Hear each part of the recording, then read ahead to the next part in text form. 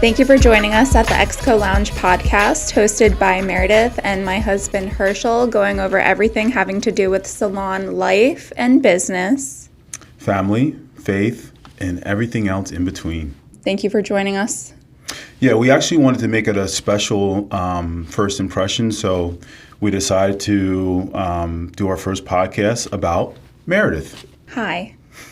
So I have some questions here, and one of the first questions I wanted to ask you is, could you tell me and myself in the audience, how or why did you choose to be a hairstylist?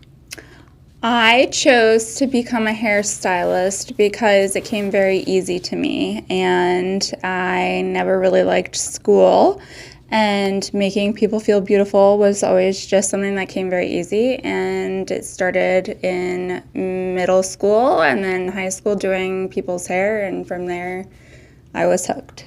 Tell us about the dolls, though. Wasn't there like dolls in the picture? I mean, my mom had antique, vintage Barbie dolls that myself and my sister got in trouble for cutting the hair off of. She should not have let us play with those Barbie dolls, though, so. Okay. So what was the experience like, going to school, having your first job? I mean, I enjoyed Votech because I went to Votech for my cosmetology license, and I chose that, like I said, because I didn't like high school. And, I mean, it was the best thing I could have done. I saved a lot of money and met some really good friends. But my career definitely that was the beginning. I think a lot of the education came in behind the chair and making a lot of the mistakes in the salon. So Cool.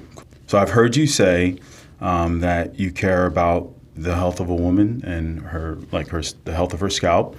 Could you elaborate on that? Sure. I mean, I want everybody to be healthy, but what I think you're referring to is when a client comes and sits in my chair, and especially referring to extensions.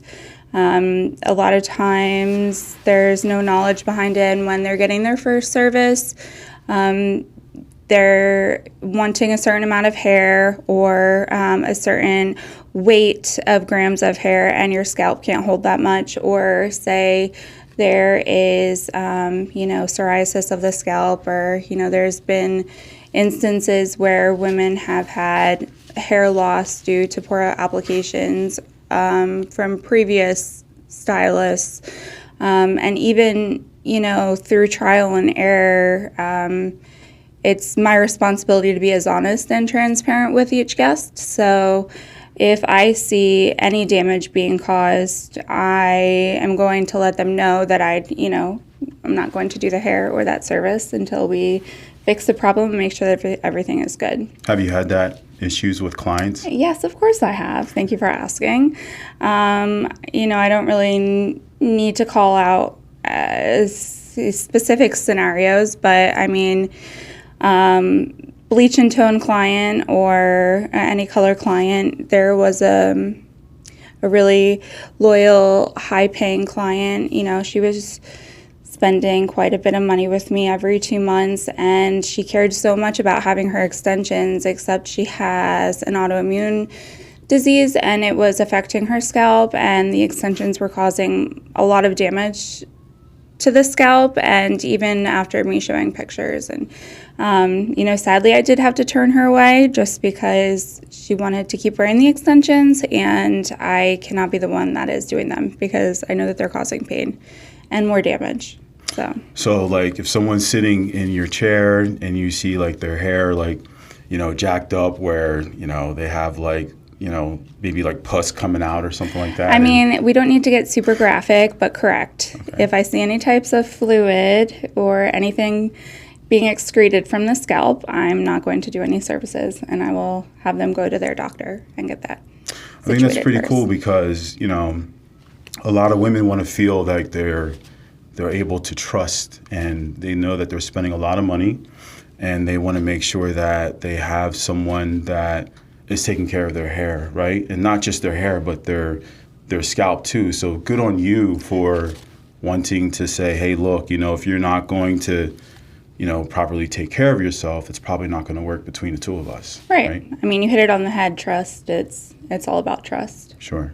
Obviously, when I listen to a podcast, I want to learn something. I want to be inspired. So as far as the business side of things, like, how could someone learn something from you as far as you're a new business owner? Obviously, there's two parts to this one question that I have, but the first part is, like, what can someone learn from you being a new business owner? Being a new business owner, or being a new business owner in this industry, just being a new business owner in general? You can answer both questions. I would say having a reserve of cash. I would say having resources to ask as many questions as you needed to, different people in your circle. Finding a group of people that support you. And also, as far as you having, like, almost 2 decades in the industry, is there something that you can teach or inspire someone that just learned or just got their certification for being a hairstylist? They want to probably get out there and make money, of course, but what is something that you could teach a new hairstylist, or something that you could say to inspire them? Yeah, that's a great question. I would say try to find a salon that has stylists that you look up to, stylists that are offering services that maybe you're not really confident in, or you're not really familiar with. I've been doing hair a very long time and bounced around to different salons, and at each salon I learned something from somebody, and I think that that's the best thing, instead of right after beauty school going into a studio suite or an independent contractor situation. If you're able to work in a building where there's open communication and community, where you're able to learn and have almost a mentor, that way you can figure out how to get to point B instead of going through all the other ways. And I think that's the best advice I can give. That's cool. So one thing, I'm not a hairstylist, but I will say that, just being around someone that has, like, a lot of experience and they care about what they're putting out there, I will say, like, for new hairstylist content, to be inspired by, you have to have, like, some kind of drive that you're putting all your work out there, and you're gathering information, you're constantly going on different social media platforms, Facebook, Instagram, whatever else the ones they TikTok, have. With LinkedIn. Us looking for new hairstylists, we're always, looking to see how much work do they have out there compared to the one that's, like, probably lazy and they have, like, a couple things out there on social media platform. But it says a lot when there's someone that is, like, taking, like, a lot of videos, content. Mm-hmm. They're even talking. I love when someone, like, they're showing themselves sometimes in the work that they do, because that's a form to me of confidence, and that's a good thing. But being hungry too. It's a very competitive industry, and in order to build, it's not competitive. To build a clientele, you have to be hungry for it. So, having the desire to always want to invest in education.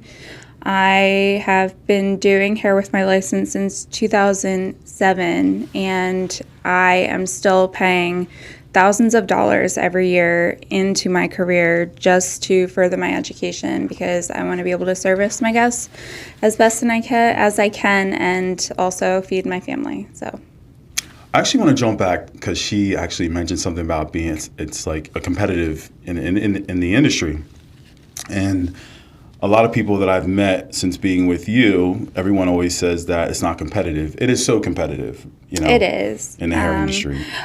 Some would say it's a toxic industry to be in, but it's definitely an industry where you have to surround yourself with like-minded people and not be super vulnerable around them, and just know that there are plenty of heads in the world for every stylist to do plenty of hair. So there's tons of hair out there. And I think if you have haters, that's a good thing, because if people are saying something negative about you, you must be doing something right? Yeah, sadly, that's true. Yeah. So I think having some forms of people hating on what you're doing, to them, like, you might be somewhat competition. And the only way for someone to maybe, make your work seem like it's nothing is to say something negative about you. So I always welcome, people that are competitive or want to go against me sometimes, whatever I'm doing. I love competition, healthy competition. But also, like in Meredith, what she does in her industry, I have seen some unhealthy situations where, it's like a cat fight, and like I know it's a place where you don't want to be. Yeah, but it doesn't need to be that way. I would definitely say it is competitive, but a part of this podcast, what you guys will learn and see is that we believe in cross promotion. We believe in lifting up other women and men who are in the industry, who are striving or inspiring to be great. And I think, we want to just change the norm. We want people to feel like it's not competitive, that there is all love that's out there in the hair industry or fashion industry or whatever it is that like motivates you, inspires you. I do want to say something else for people starting out in the industry, having a thick skin to, clients and your coworkers. And for any apprentices, make sure that you're not getting into an abusive relationship. And what I mean by that is having an agreement with, your boss or employer and noticing that the compensation might not be meeting your work that you're putting out there for the agreement that you had under when you first started, but having a thick skin, because clients can be really mean, and other stylists, they could be really, really mean, but just knowing that not everybody is like that, and the majority of people in this industry are amazing, and I've been blessed with the best clients in the whole world. So Yeah, I appreciate that. No, I appreciate when I'm listening to you. I appreciate that because I can think about all the aspiring people that are out there that they want to learn, how to be better in the industry, and to just give them some kind of insight of what it's like. It's not always going to be peaches and cream. But, to keep striving, to keep pushing, to believe in yourself. Obviously, you got to the point where you're at now, and you got to keep going. But never give up, no matter what you face. And there's definitely going to be some haters, but you have to believe in yourself. You have to believe in your craft. You have to put in the work, have a strong work ethic, and just keep pushing. Right? touche. All right, until next time, everyone, my name is Herschel, and this is my lovely wife, Meredith, and stay tuned. Thanks for joining. Yeah, podcast number 2 coming up.